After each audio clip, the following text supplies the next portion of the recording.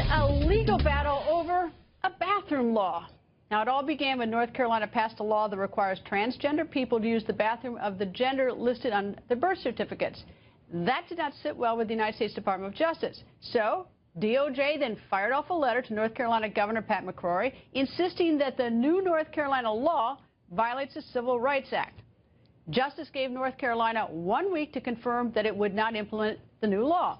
Well, today is that 1 week mark. So, North Carolina, rather than agreeing with DOJ, quickly filed a lawsuit against the Obama administration.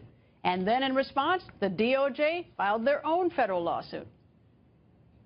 They created state-sponsored discrimination against transgender individuals who simply seek to engage in the most private of functions in a place of safety and security, a right taken for granted by most of us. Last week, our Civil Rights Division notified state officials in North Carolina that House Bill 2 violates federal civil rights laws. It was not so very long ago that states, including North Carolina, had other signs above restrooms, water fountains, and on public accommodations, keeping people out based on a distinction without a difference. We've moved beyond those dark days, but not without a tremendous amount of pain and suffering. North Carolina Governor Pat McCrory goes on the record. Good evening, sir. Good evening. Governor, give me a little history on this. What provoked the law in the first place? Why did this get to be a topic? Well, this started with the political left. There was never any problem in North Carolina that we ever knew of. I think it really started in Houston, Texas about 6 months ago, where they had a referendum on a bathroom mandate promoted by the political left, and the voters rejected it 61%. And then it came to Charlotte, North Carolina, where I used to be mayor for 14 years, and the new mayor there made a mandate on all private businesses that they must allow gender identity people and gender expression people to use the bathroom, restroom, or locker room or shower of their choice in the private sector. It was a mandate, in fact, with a fine. And then what the state of North Carolina basically did is that was local government overreach. We do not want to be the bathroom police for the private sector in North Carolina. That's not our job. I have no interest in it. But we did do this for our high schools, our junior highs, our elementary schools, our universities, our highway rest stops, and government buildings. We said you need to go to the restroom, locker room, or shower, multi-use showers, and so forth, of what your biological is and gender is, based upon what the door says. And next thing I know, this has become a national issue.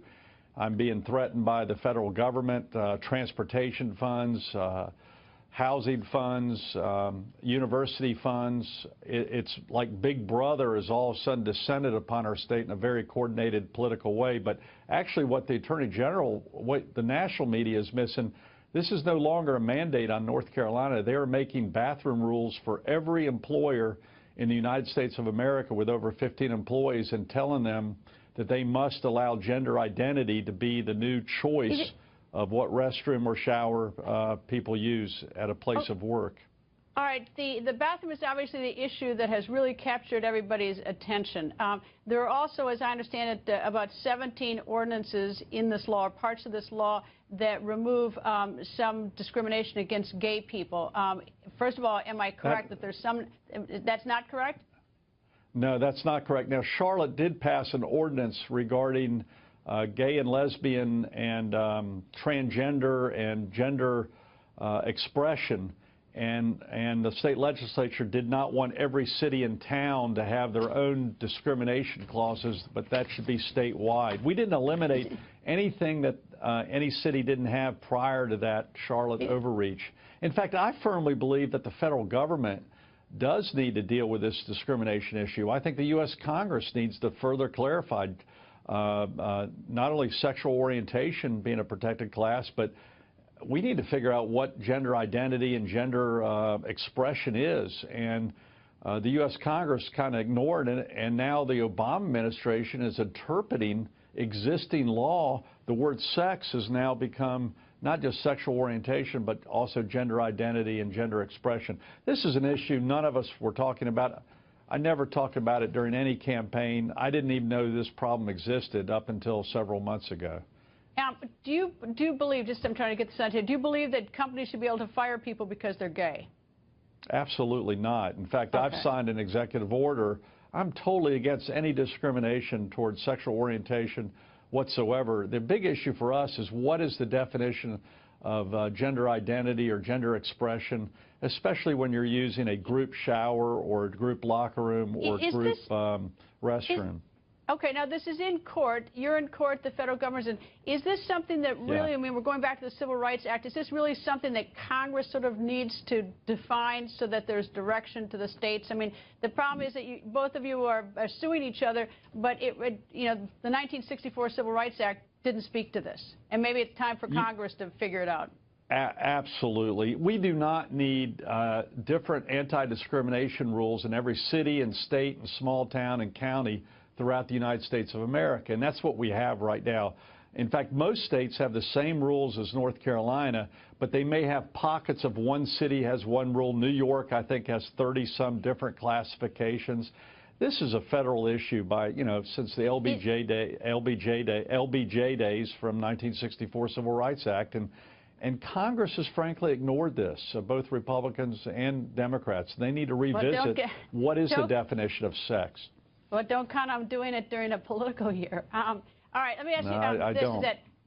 What have you figured out the cost? Because I know that you've had like Bruce Springsteen cancel a concert. You've had others. You've got PayPal that was going to expand its business into North Carolina. Have you put a dollar figure on this so far as to the impact? It's hard to do. We've lost one company. PayPal had a call center in the Charlotte region that they canceled. By the way, with all due respect to PayPal, they do business in China and Russia, Sudan, Iran. In fact, they were fined for doing that, where, if someone is sexual orientation is gay or lesbian, they're killed or they're imprisoned. And this is a bathroom rule in North Carolina where people are concerned. It's an expectation of privacy that people have when they go to a highway rest stop and they think the people coming into that multi-function area are people of their own gender. So it's a feeling of security and privacy.